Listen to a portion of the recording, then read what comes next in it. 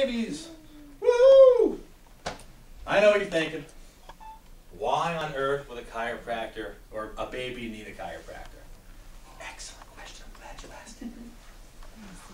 So, how can chiropractic help with babies? We'll just review this a little bit. It's actually been shown to ease things like colic. It helps out with things like constipation. It can help with reflux or GERD. It can help with breastfeeding challenges, believe it or not. We'll talk about why in just a moment. It can help with sleep. Wouldn't that be great? You know, I can't put your baby to sleep and get them to sleep for 8 hours. All right? They're babies. They're kind of on their own clock. But it actually has been shown with that. And my favorite, it's really just plain old healthy for them. And again, those that don't know too much about the chiropractic thing, hopefully that'll make sense in just a little bit. But the reason why it can affect all those things is because we're doctors of nervous system, not doctors of just simply back pain.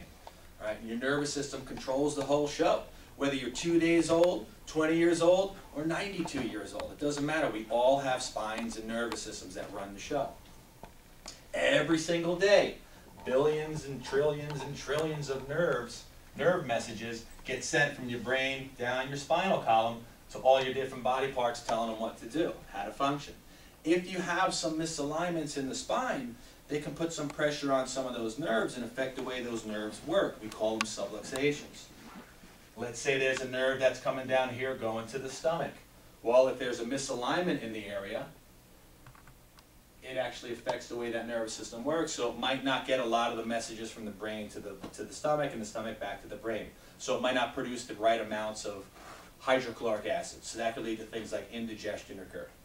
If it happens a little bit lower in the lower part of the spine, those are the major nerve innervations to organs of reproduction, which is why it can help out with their fertility, but also organs like the bowel. So if a baby's lower part of their spine is just jammed up a little bit, that could affect the way the nerves work that control that. So it leads to things like constipation and so forth. So as a chiropractor, I come in here, I do an adjustment, which is very gentle on a baby, by the way. And it opens up the floodgates, and all of a sudden the nerves start working better. Brain, that was the first one to form in the womb, is the one that created your body, so therefore it's the one that can manage it best. So now that brain can communicate with the body better, and that's why we can affect so many different things. Kind of makes sense? Okay. So, what can cause subluxations? Yeah, I think if maybe you're growing out there, you know, your body is completely shifting and changing, things are shifting around, they're bound to kind of get out of position. What do you laugh at that? Is that a real triple swimmer? Yeah, she must have like 3 in there or something. That's a pretty sizable belly for that. So we've all heard of sympathy pains. What about sympathy gains? You know, so this guy felt bad, his wife was getting heavier, so he kind of put it on there, and I just threw that one out. So, and then there's some ones that are not so common that people don't really think about, which again is why we're talking about this stuff. It's the birth process, and the birth process can be a really traumatic event for a baby. Even during a normal birth process, if they're coming down, they're kind of jammed up, and maybe the uterus doesn't go perfectly. The scenario that was described is a ideal, perfect scenario. How often does that happen? I don't know. I don't have a number for it, but it probably doesn't happen every day, but it can happen close to it. But during the birth process, there's a lot of things that kind of go on in there, all right? And you know, I show these images, and I hope you're not. Can you grab me the baby? I actually have a baby in my. I have a baby in there sleeping wonderfully. It's a little plastic baby, but during the birth process, there's a lot of tugging that can potentially happen in there. A lot of force sometimes, unfortunately. Thank you. Very nice. What a sweet little baby. So, you know, if you were holding on to a baby, go ahead, hold it. Be gentle. Be gentle. Would you ever kind of go over and say, hey, can I see that baby? And just sort of grab it by the head and pull it out of your arms? No, you'd never. I mean, you'd probably get arrested if you did that. If a baby is laying in its crib and you say, what a sweet little baby, would you ever palm it, pick it up by the head, and just sort of look at it and say, what a cute little baby? Well, they probably weigh about 7, 8 pounds maybe. But that, I mean, that would be horrific. You would never think of doing that. But if they're in the birth canal and you have somebody literally pulling and tugging, and then you twist, and then you turn, and you pull, there's quite a force that goes into that. It's not 7 or 8 pounds of force, I can assure you that. It's quite a bit more. So it makes you a little uncomfortable. It makes me uncomfortable to think that.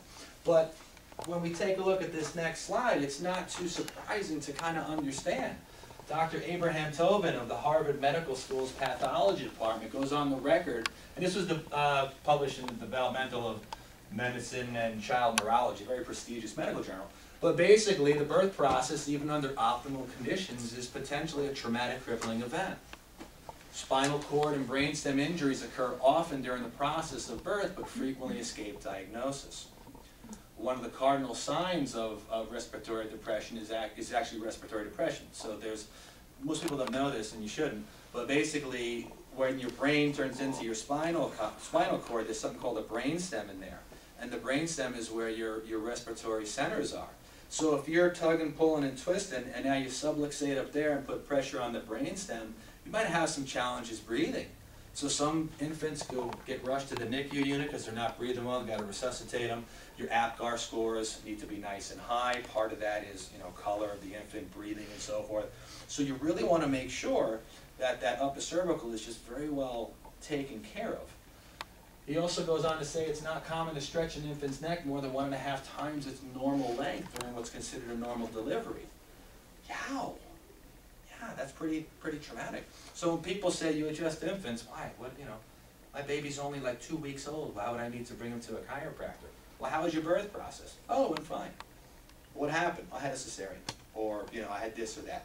Cesareans are worse, because you got to reach in and grab a hold of whatever you can grab a hold of once you make the incision. Sometimes it's the head, sometimes it's the arm, and the head gets kind of kinked off.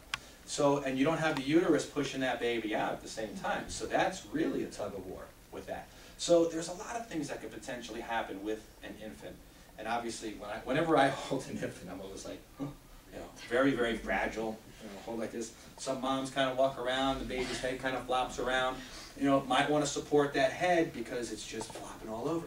So that's one of the reasons why it's a really good idea to bring an infant to a chiropractor.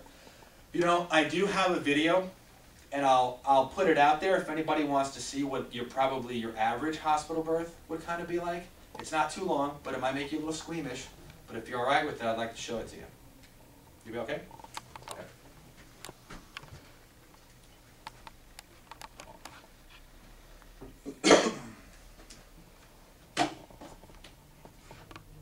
I tried to download these all on my computer. It didn't work, obviously. Okay, where's my note? Press play.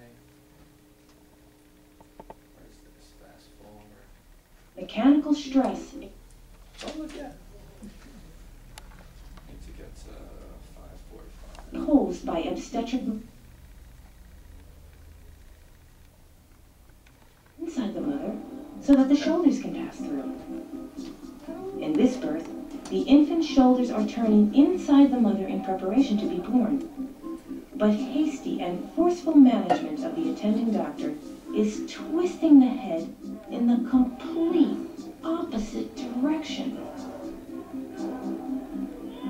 This extreme 180-degree rotation to the infant's fragile neck can be devastating to the future function of the baby's vital nervous system. No movement, foot, toe, nothing. Every day, So clearly an normal epidural. routine birth procedures unknowingly subject our children to extreme forces with distressing results.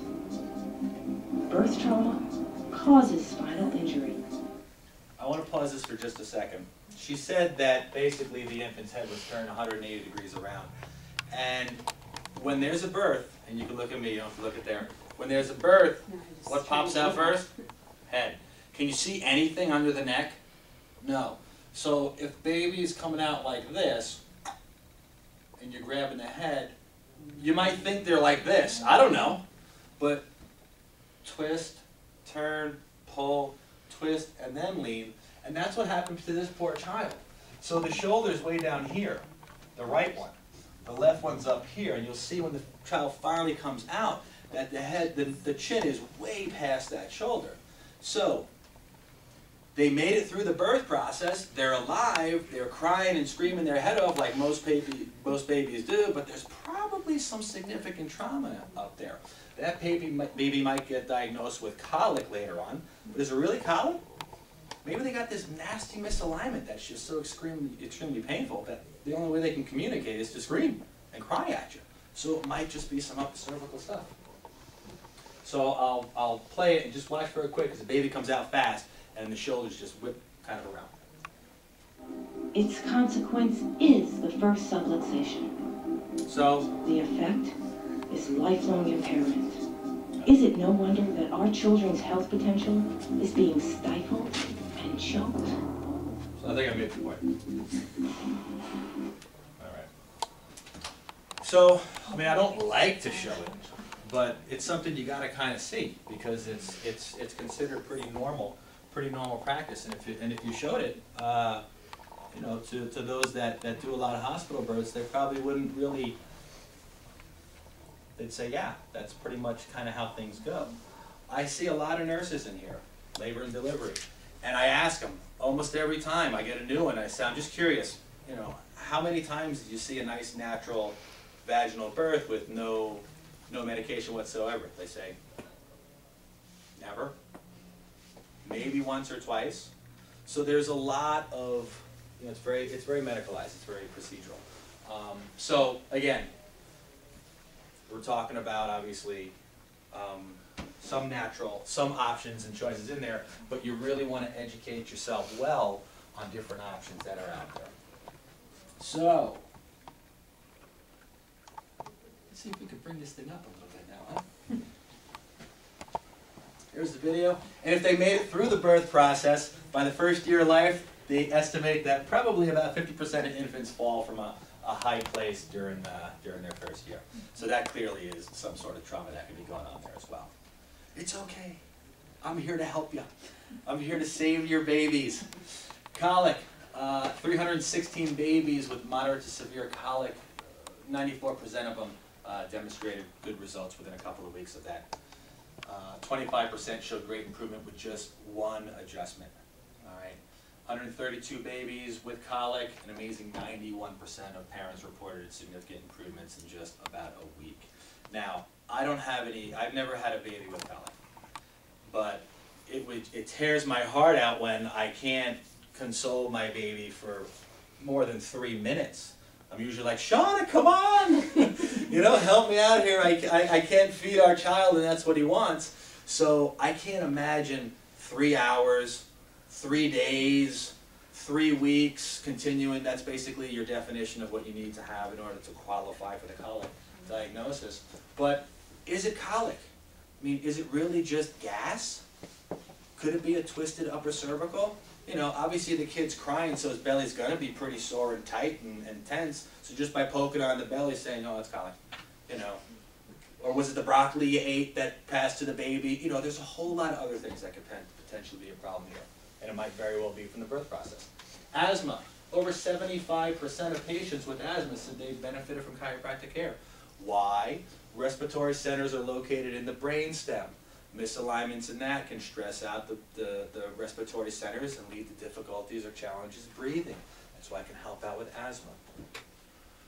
Epilepsy and seizure disorders. Usually it's an upper cervical thing there too. Here's another one with asthma and something called enuresis, which is basically some bedwetting. So that's been shown to be helpful with that as well. Again, the nerves control everything. Bladder, intestines, all of it. And my favorite, just healthy kids. You know, you don't have to have a problem to go to the chiropractor. You just want to have healthier kids. You know, you don't have to wait till you're suffering from nutritional deficiencies before you start eating vegetables and fruit. You don't have to wait until you're obese before you start exercising. You know, these are natural things you should do to just improve your health anyway. Chiropractic's a great way to naturally boost the way your nervous system is supposed to function. And they did a study. They showed that children raised under chiropractic care were less prone to things like ear infections, tonsillitis, and their immune systems were better able to cope with allergens like pollen, weeds, and grasses. And they compared to those under allopathic care, or basically medical care. So it was a really pretty cool study that was done. So if you do have to wait until something happens to your child to bring him in to see a chiropractor, here are some of the things you can kind of look for. A head tilt or head rotation. You saw that video, I talked about torticollis, she had the line drawn here and here, and the kid with the flat head. Okay, that can be indications that some of the birth was pretty traumatic. Maybe they were laying in a breech position for a while, that kind of kinked things and flattened stuff up. And then they turned and they were born vaginally, but the cone shape never kind of came out quite nice, or they're sitting in a car seat and they're always like this, and you go, no, no, go like this. No, no, go like this. No, no, you know what I mean. Or you're laying in the bed and you know they only lay one way, and you try and lay them the other way, and they cry, and they eventually get their neck the other way. Those are some indications that probably something's going on up here. So that would be a good time to at least absolutely bring them in to get them checked. We do what's called an inversion test, which basically, when parents first see it done, they're like, what are you doing with my baby? Well, basically, I hold the baby just like this, and we just slowly tip them upside down, and we kind of let them hang out like that. They were that way for months inside mom. They're used to it. It's okay. But basically, is a child's neck muscles very developed? No, they're really floppy. Well, flop like this. So to really check posture on an infant, you really want to check it upside down because there's no real musculature supporting it, so the head should just fall straight down. They should look right at you. A lot of times the head will be tilted off to the side after a few seconds and it doesn't move anywhere. So we do a light adjustment, and then afterwards, most often that head falls straight down, or now they start kind of flexing it left, right, and they start looking over. That tells me, okay, I did an adjustment, I made a significant change, that thing's in better alignment. And they don't cry through that, by the way. They're actually pretty cool being upside down for a little bit. Asymmetry of the head and or facial structures, particularly if there is a breach. That's what I was talking about with that little tilt in the video. Or particularly if you see an eye that kind of looks a little bit more closed than one side.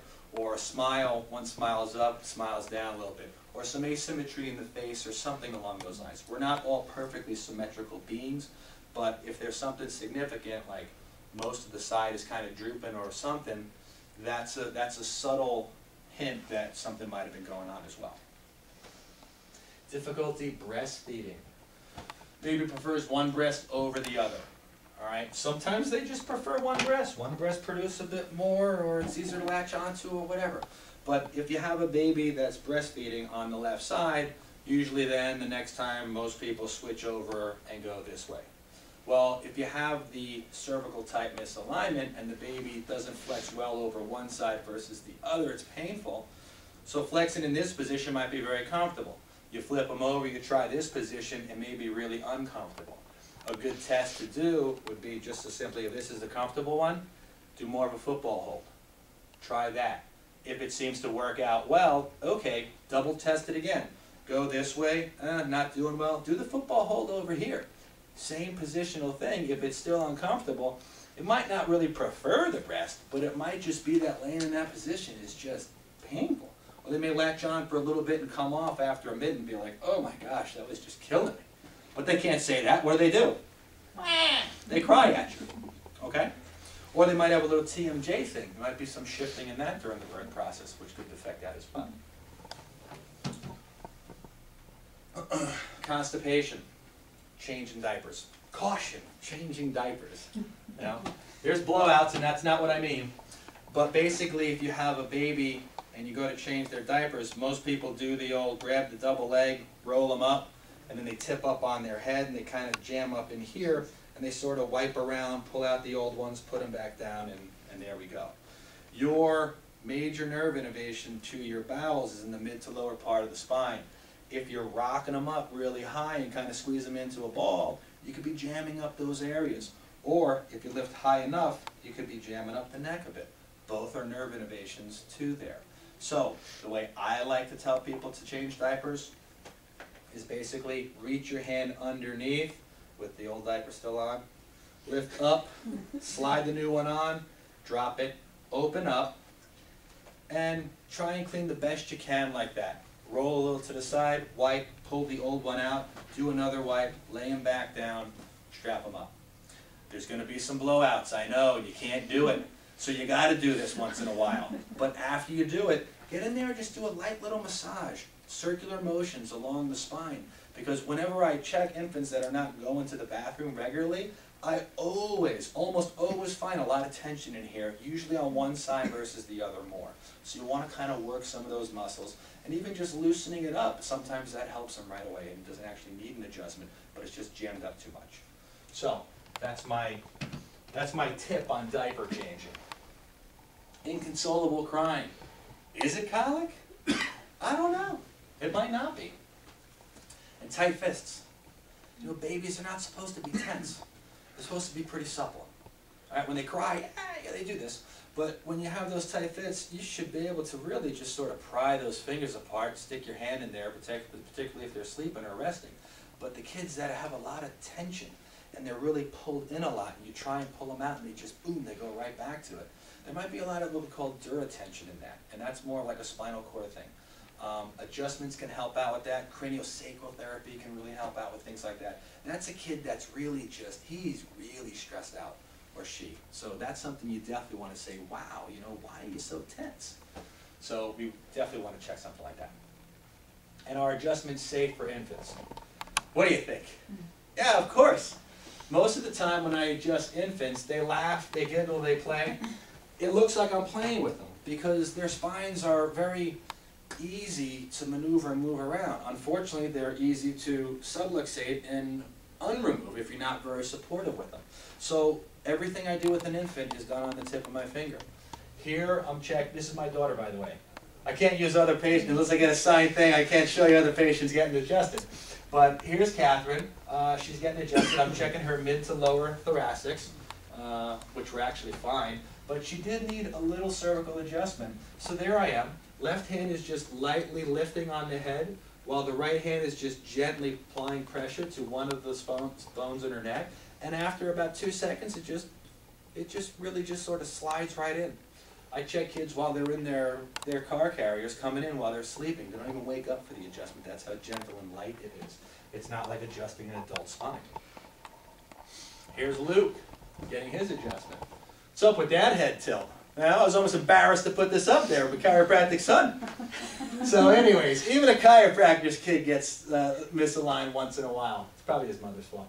So anyways, he's laying there with his head tipped a bit. So I definitely had to come in here and start to realign that. I should have taken a post view of it just to kind of show you what the post checks were, but my photographer wasn't playing with me right. So anyways, so that's just a real gentle way to go about adjusting infants. Any questions on babies? Yes? You said craniosacral therapy, that chiropractors do that or somebody else? Craniosacral therapy is something that chiropractors can do if they study it. I went and got the certification for the pregnancy and the pediatrics. There's also certifications to do different techniques. I have not taken a craniosacral therapy technique. I can adjust cranial bones and help out with some fixations and things like that. But when I don't see things responding within a few adjustments, that's when I say, okay, you need to go to this person or that person, because I know several people around the area that do some craniosacral therapy. Is that just for children or other people too? Anyone. Yeah, we all have craniums. What does it help? All sorts of things. Again, it's trying to restore balance within the spinal column and the cerebral spinal fluid and everything like that. So its approach is really to try and just maximize the function of that nervous system as well. Any other questions? Okay. So, closing thoughts. I want to stress the importance of just how important it is to really be super confident in your body. You were born to birth babies. It's a natural process of life. It hasn't been until the last few decades where we've really started to pull in all these different procedures, hook you up to machines, and started relying upon machines to tell us what to do, as opposed to relying on what mom's feeling inside going through it. So you need to tap in and have confidence in your own ability to actually go through that process. I hope the presentation kind of walked you through some of the birth process, explained the importance of the structure, of the connection between mom and baby, the good amount of nerve supply that's going back and forth through that, and trying to unobstruct that as much as possible. And then whoever you choose as your birth provider, just talk to them and be really upfront and say, listen, this is what I want with regards to my birth. It's not just, hey, I'm here, do what you need to do with me. You know, it's your baby, it's your body. You gotta explain that to them. So I would certainly say, listen, I don't want any tugging or pulling on the head or neck. None. Be there for the cash. Have patience and wait. Those shoulders will turn eventually, and then out comes the baby.